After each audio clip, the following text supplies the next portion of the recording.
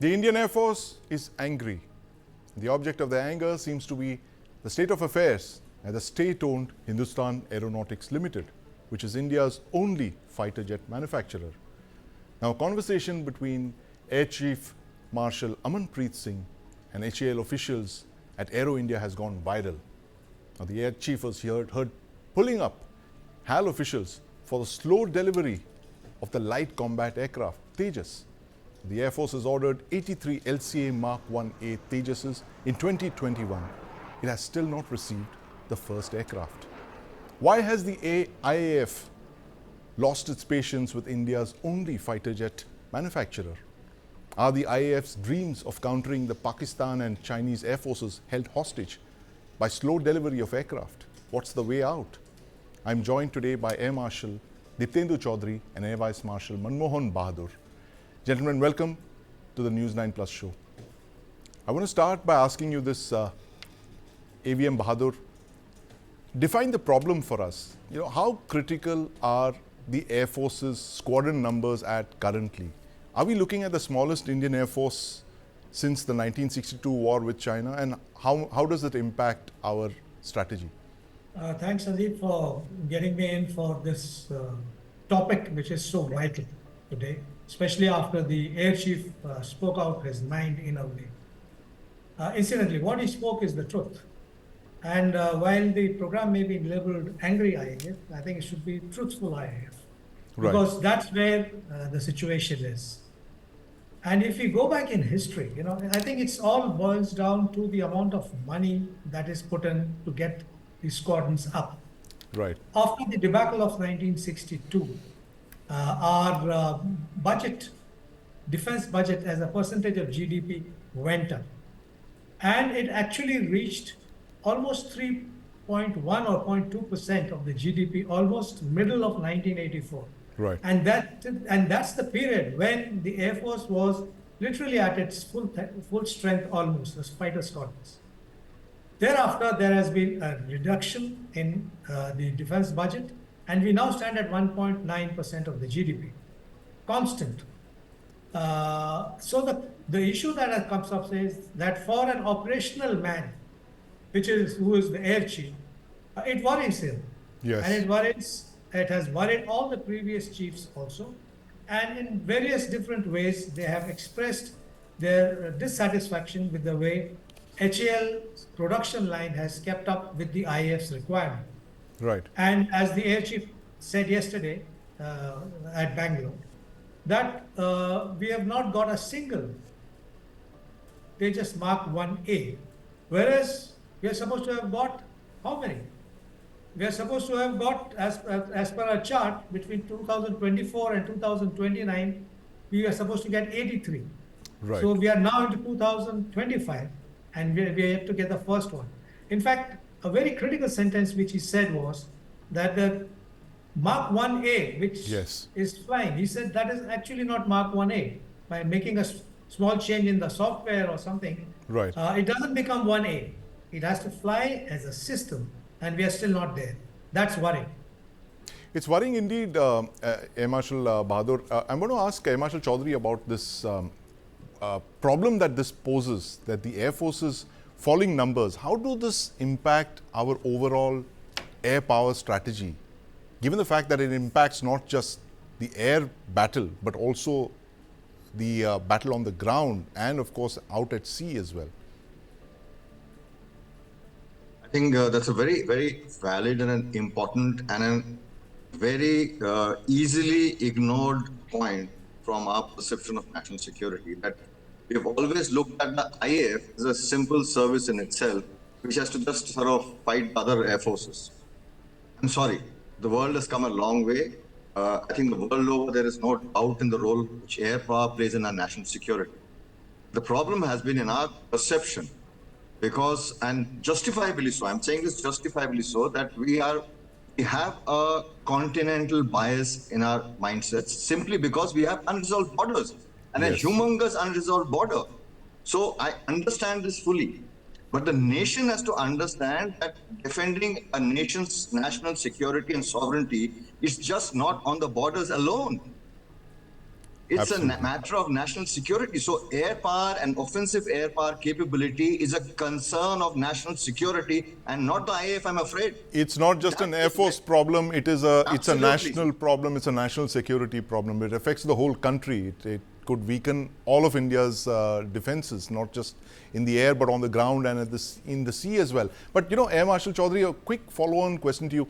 The numbers that are being mentioned right now, the Air Force has a sanctioned strength of 42 squadrons, fighter squadrons. It is down to, we believe, less than 32 squadrons at present. Is the defense of India in peril given these low numbers, and these numbers could reduce over the next couple of years? Does it present a big problem for the Indian Air Force when it has to meet all of these requirements that are placed on it if war were to ever break? Most certainly, Sandeep. Three quick points on this. First, numbers matter. Whatever you say, numbers do matter. There's a difference of the PLA, the Chinese Air Force, what it was with thousands of platforms earlier, legacy platforms. Look at the transformation. A majority of the Air Force is fourth and fifth generation today. So, though their numbers from their original Air Force size is reduced, but look at the capability increase. In our case, while we have inducted, modern platforms in the last couple of decades, fact of it is there is such a vast legacy backlog, and that we have not kept increasing the strength of our Air Force. And in fact, our base strength has been continuously reducing. So we have larger number of squadrons which are more capable today than let's say, the earlier days of squadrons of MiG-21s. But those numbers are also not nearly enough. Right. We have a semblance of an advantage even today against China in the northern sector simply for the fact that of two issues. China is fundamentally focused on Taiwan, and it has been slow in developing its infrastructure in Tibet. But Galwan and Doklam, when they saw the Air Force spinning up and bolstering India's military capability, and not just from a continental perspective, bolstering India's defensive capability, realized the difference what an offensive air power will make to them, and they have stepped on the gas on developing infrastructure and deployments in Tibet. So this is a very rapidly closing window because the way our numbers are shrinking, yes, and the way China is expanding in Tibet, and with the collusive partner of Pakistan from its air power. Do remember the strong air forces, which are totally integrated in their national and military strategy. Yes. So for us to be really, robust and resilient in our conventional deterrence, you have to up your air power capability, which I'm afraid has been ignored and reached a point where we are in a desperate crisis. We're in a desperate crisis right now, Air Marshal Chaudhary, indeed. But AVM Bahadur, did the Air Force Chief actually say out in this private-public conversation? It was not a public conversation. It was a private conversation which just leaked out because of the media that was present there. Has he actually articulated what the Air Force has been saying behind closed doors for several years now, that you are basically unhappy with the state of things at HAL? There doesn't seem to be a lot of partnerships with HAL at one time you had the Indian Air Force heading the HAL. Is that the root cause of the issue here? The fact is that you're operating in silos. The Air Force really doesn't know what the HAL is doing and vice versa.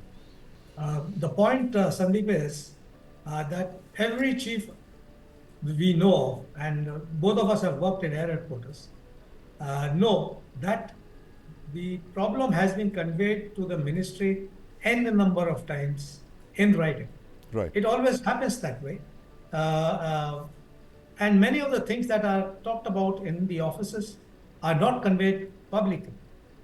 Now, this leaked out for whatever reason. Yes. But the point is, that's the sentiment. That's the reality. Right. And I haven't worked in air headquarters. I do know how sometimes desperate you are because, shall we say, the work culture or the ethos of making sure that timelines are met, right, promises are met. Unfortunately, this has not happened. So, and hence we land up in such a situation.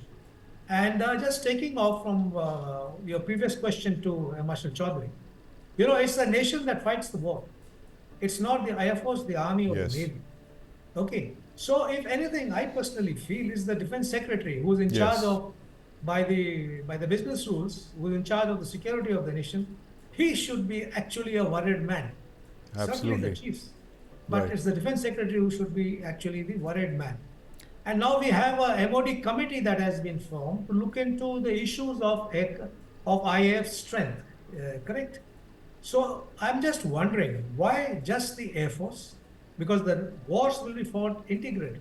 Yes. So I'm sure we know what are the requirements of the Army, the Navy, and the Air Force. What are the issues in terms of synergy and in terms of equipment. Right. So just looking at the Air Force requirement, I personally feel that has been happening the last few decades of what the Air Force requires. It's well known. Right. It's more, you know, a jointmanship. You need to look at the problem holistically rather than just an Air Force problem, Air Marshal Bahadur, as you just said. But Air Marshal Chaudhary, you know, I'm reading out the statement by the HAL chairman, Mrs. D.K. Sunil. He said that the delay which the Air Force chief mentioned is not simply attributable to laziness on part of the industry. He says there have been certain technical issues which have been sorted out, and the concern of the Air Chief is understandable, as he said. What could these technical issues be? We know that the engines which the LCA Mark 1A is powered by are American engines, and the GE has not been meeting deadlines as well. The GE 404 engines that were to come for the LCA Mark 1A have not been delivered. Could that be the main reason for the fact of this delay, that several years now we've not had the Mark 1A? I think there are several reasons, but I think the most serious and endemic issue, which is really structural, Yes. is the fact that the Hindustan Aeronautics Limited is not committed into this whole game with the kind of seriousness it should. HAL has a role in national security as well. It is not just a business end of a factory which just produces products for business and public sale. The most serious customer has been the Indian Air Force for ages. Yes. And the Indian Air Force, I'm sorry, we've been painted enough number of times as a spoiler, so we take it on the chin. It's very frankly, we get denigrated at every point in time in the past, which has happened. So it's not a real shocker. But the fact is, the Indian Air Force has been speaking the truth, which I'm afraid was not given adequate cognizance of. Right. The fact of it is, we have stuck through with the HAL through thick and thin, through all the failures, through crashes, to missed deadlines. Okay. The fact of it is, there's not enough commitment from the HAL into the military aviation and India's military strength. Right. And that is what it should have been. Look at the other countries. Look at the Navy, where the Navy has managed to recover its program, indigenous program, because it has gone into a deep handshake with the naval shipbuilding industry. Yes. Whereas it is not just the Air Force. Air Force can't push its way into HAL. HAL has to accept Air Force with open arms if he wants to get serious about meeting the deadlines. Absolutely. So you're pushing for a greater participation in of the Indian Air Force with the HAL. You need more partnership. You need more collaborations, like, as you mentioned, the Indian Navy has with the domestic shipbuilding yards. Would that solve a lot of the problems, you think? I think first and foremost, I think the step which, the mention of the Defense Secretary came up, and I admire the fact that he's been able to admit finally that there is a problem with your procurement process. And I think when you start accepting your mistakes, that's the first step in improvement. I think the HAL today, when it says that, I would say it is not just laziness or whatever part of it. Where did the word laziness come in? So there has been a sloth in the industry, I'm afraid. Let's be very honest about it. And if the HAL chairman is really, really serious in turning things around, then it has to look at it from a much deeper perspective. Stop over-promising. Stop overestimating your capabilities. Understand that niche capabilities need deep research and development that you cannot go in alone with the deadlines and the timelines available to you now. You're already slipped behind. Right. So this problem of over-promising and under-delivering is well made, Marshal Chaudhary, and it's been, of course, been discussed for several years now. But AVM Bahadur, what can we do to ensure that the state of things doesn't happen? Is it the fact that you have just a single fighter jet manufacturer and therefore you're putting all your eggs, all your indigenous fighter jet eggs into one basket? What is the alternative? Do you think we need to maybe create a second line of fighter jet manufacturers, say in the private sector, which possibly is one line of thinking that has been spoken about in recent years? Yeah, I'll just come to that, Sandeep, but just to go back, I'm a little saddened by the statement of the HAL chairman. It's a problem. Actually, it should have been accepted, Yes. plain and simple. I mean, if you want to rattle out, I can rattle out n number of cases, the times when we've, just pulled a hair because timelines were not met. Yes. Okay, so just let's leave it at that. A bit disappointed with the HAL chairman's remarks. Okay, now you said, should the private line be created? Easier said than done, but it needs to be done. Because when you're talking of a private line, of a private sector line or any aircraft line, you're looking Yes. at real estate, hangars, tools, jigs, skilled manpower. Yes. Okay, The most and important, more the skilled importantly- manpower. Yes. And more importantly, the readiness to share your designs with the private sector. Hey, the private sector is as nationalistic as HAL or DRDO or ADA or the Air Force. Let's put it that way. Okay, so let's get that going. But we have been hearing this talk about alternate line coming up for ages now. Somebody has to push, and I agree with Air Marshal Chaudhary. It was so nice to hear the Defense Secretary say, we have a problem. Yes. That's the first step taken.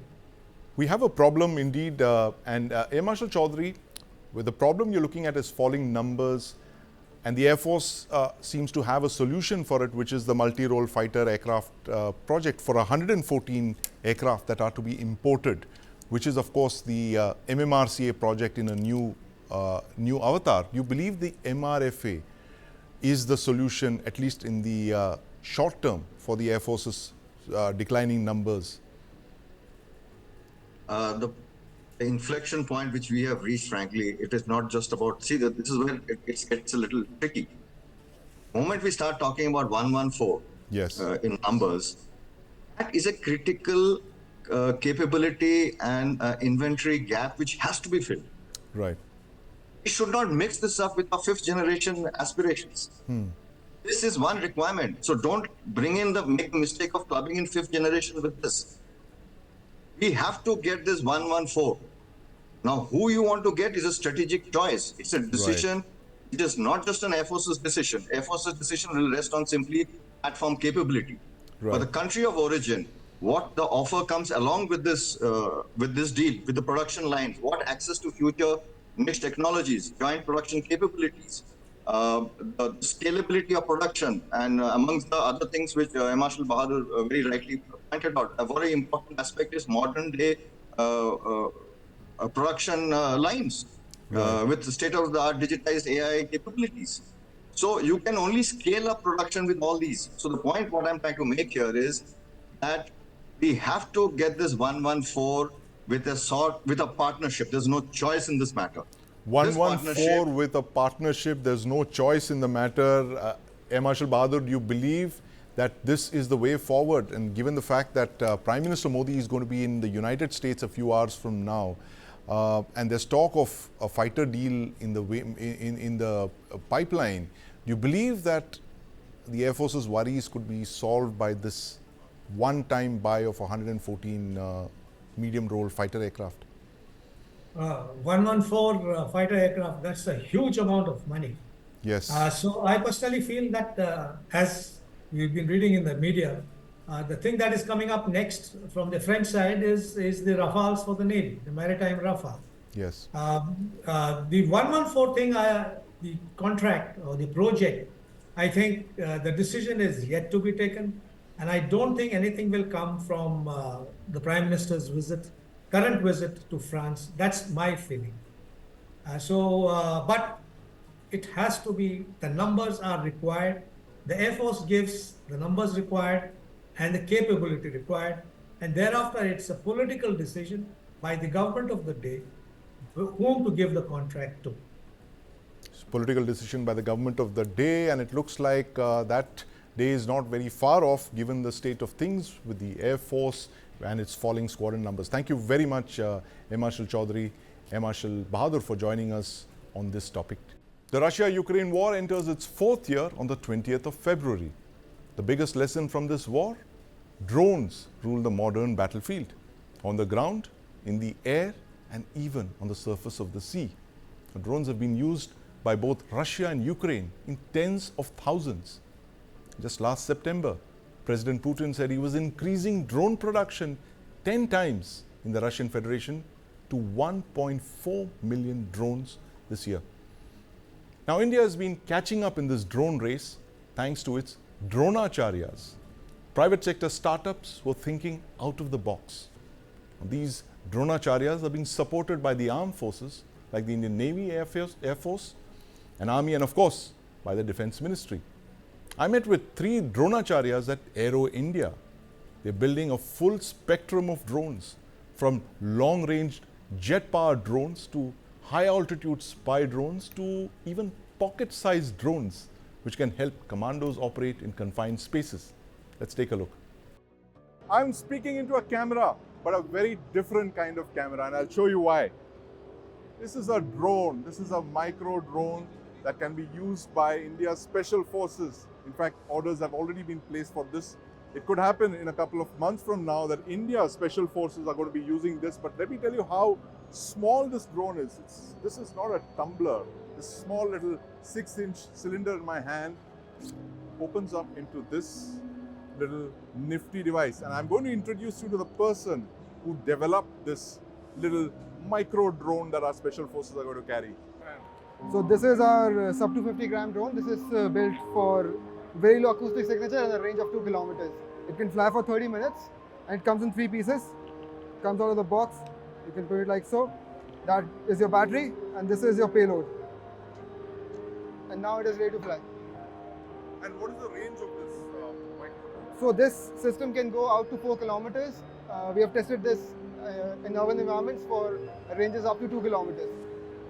Is it indigenous? Yeah, everything is built and designed by our team at IIT Delhi. Everything, the flight controller. Flight controllers, motor controllers, GPS, camera modules, everything is built out. 100% made in India micro drone. Yeah, Is this the first of its kind? I believe it is. And what are the potential users for this? So this is specially built for special forces. It has very low acoustic signature, and if needed, it can also go RF silent, which means it will not emit anything. So it can go into the area, evade any kind of detection, gather information and come back. Is this a surveillance? Yeah, this is primarily a surveillance drone. It has day and night payload that you can swap. The one that I have on here, this is the day payload. You can just as easily put the night payload.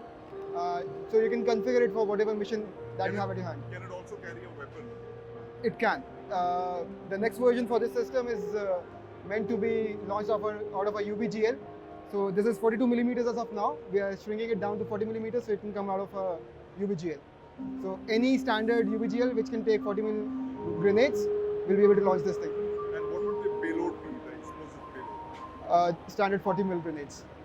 I'm at the Idea Forge Pavilion. Now, Idea Forge, as you know, is one of India's oldest drone making companies. It was started by a group of IITians from the IIT Bombay.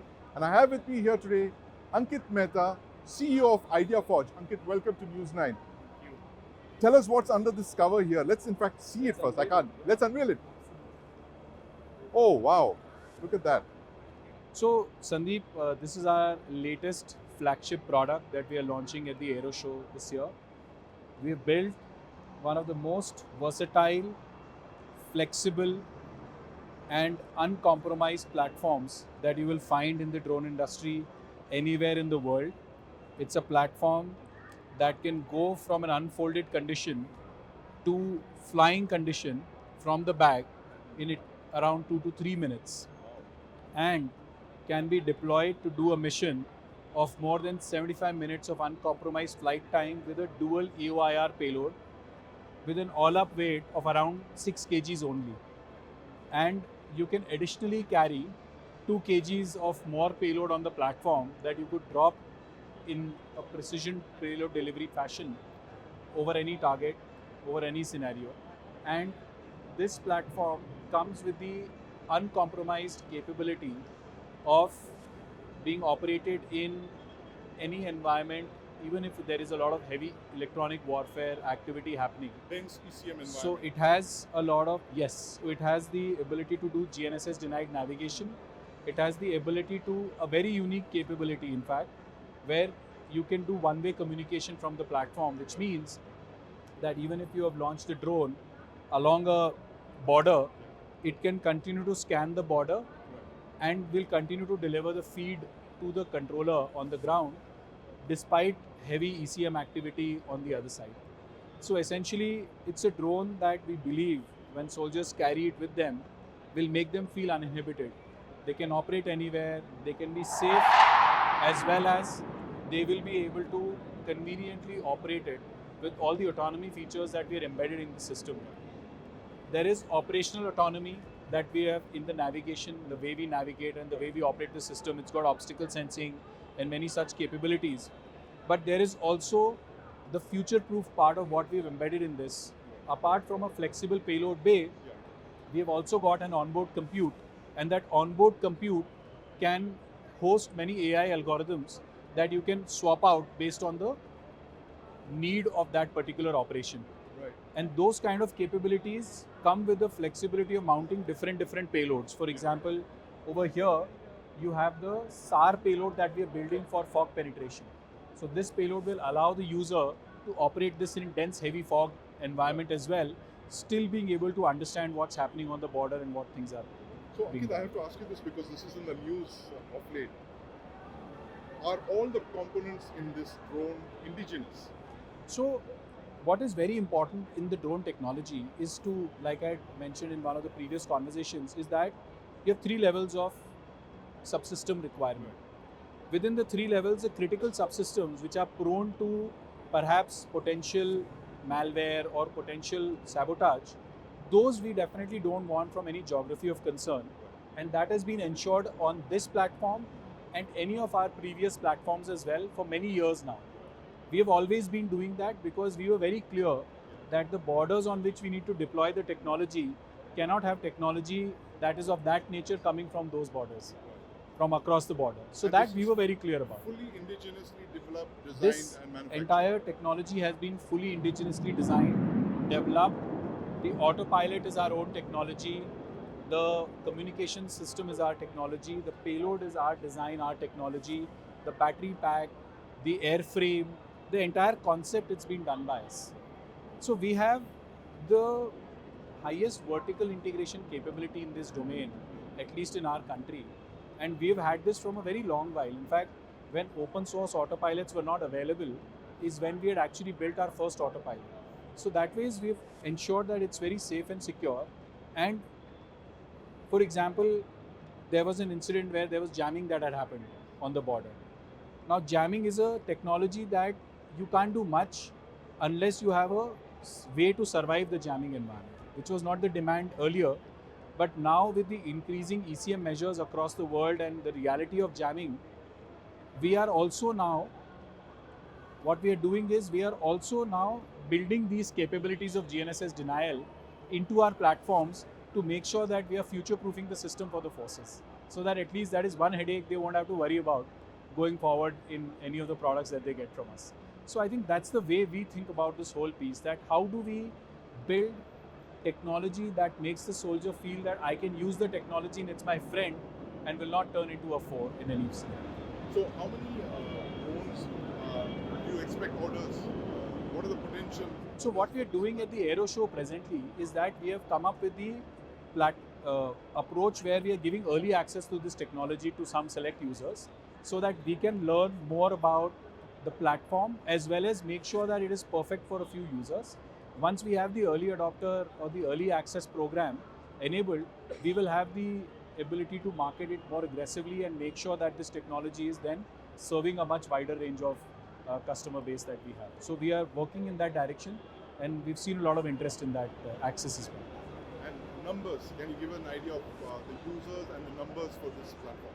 See, all of the defense forces, anyone who is remotely close to a conflict on their borders or looking at an active scenario, they are very, very important potential users for the technology. Also very important is make sure that people who have requirements for high altitude operations, because this technology is capable of operating under minus 30 degrees centigrade and at a takeoff altitude of 5,500 meters with the ability to climb about 1,000 meters from there as well. So it's a high altitude drone with the ability to carry additional payload, with the ability to have a very high quality EOIR camera. So I would say that anybody who has in the need for a high performance platform and they want to feel uninhibited, this is the platform to go to in the world at this point. I'm joined now by Dipesh Gupta and Shagun Gupta. They're the co-owners of Veda Aeronautics. They're one of the fastest growing companies in the private sector defense aerospace business. They've just signed an agreement with Bharat Forge at Aero India. I'm going to ask them more about their plans for the future. So Veda Aeronautics won India's largest swarm drone combat UAV contract. The entire system was based on 200 UAVs, and the whole operational requirements of the Air Force, including trucks and the whole system which would be used by the Air Force in actual deployment. It was the largest contract given to an Indian startup under the concept of Meher Baba, and it was a flagship project started by the Indian Air Force to enhance and support the Indian startup ecosystem, specifically in the drone area of interest. So Veda Aeronautics in 2023, under the flagship project of the Indian Air Force called the Meher Baba, we won the largest contract given to an Indian startup, which was almost 300 crores. It was to deliver combat swarm drones to the Indian Air Force. Along with the drones, it included the package which would help operationalize the whole system for the Air Force, which included the truck system, the ground control station, the catapult to launch it. Yeah, so the vehicle that you see behind you, that's a truck, which is actually a foldable and expandable crew room. Now it's got various facilities in it for the crew, the 4 main crew of the GCS operational personnel, to have a comfortable habitation inside with a kitchen, a fully functional kitchen, and a washroom and sleeping foldable beds. So we have gone way and beyond just the normal definition of a truck to transport just the drones or the GCS, but we've taken care of also the people who would be operating the systems. So the agreement that we signed, the collaborative agreement that we signed with Bharat Forge, is instrumental in a larger sense, not only for the two companies, but for the whole ecosystem of the drones in India. Because what we are doing together is to enhance the capability of small jet engines for the UAV.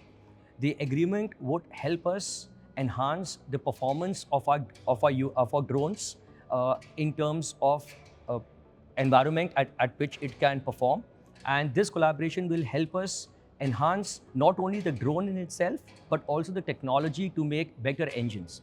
For example, Veda Aeronautics is expanding its portfolio of the drones that we want to develop, the longer range, the longer ceiling. And this collaboration will help us because Bharat Forge is extremely committed in making the portfolio of these jet engines. And this collaboration will have a growth philosophy for both the companies. And for a startup, it is essential to have someone like Bharat Forge jumping in to this space, because certain capability, technology and enhancement can be done by companies like Bharat Forge, who can create a certain niche within their organization and help companies like Veda Aeronautics. So what has changed in India over the last few years is companies like Veda Aeronautics, startups have got a lot of encouragement from the government. There were certain capabilities of contracts or areas where initially the earmarked area, organization to go to by the government were public sector undertakings or giant companies. But today, we are proud to say that as a small startup, we can participate in complicated requirements. For example, the high altitude pseudo satellite is one of them. The combat swarm drone is another project wherein companies like Veda Aeronautics have been included by the government. In our contract, what is also very essential is we got a lot of inclusive support by the Indian Air Force to constantly support us in ensuring that we are able to enhance our product and give the best technology and solution to the Indian military. What next for Veda Aeronautics? So we want to be the champions in the aerospace and combat system in India. We are focusing on certain capabilities, like I mentioned about the high altitude pseudo satellite, wherein we are very much involved in the whole business. In terms of the drones that we're manufacturing, because of the team, because of the capability that we have developed, and the collaboration that we signed yesterday with Bharat Forge, there are certain envelopes, there's certain capabilities of air launch system, ability to launch it from aircraft, from fighter jet, from even the transportation aircraft. All these capabilities is where Veda Aeronautics is actively working on. And again, this collaboration that we signed with Bharat Forge will help us enhance the capability, and the support that we get from the government is very encouraging.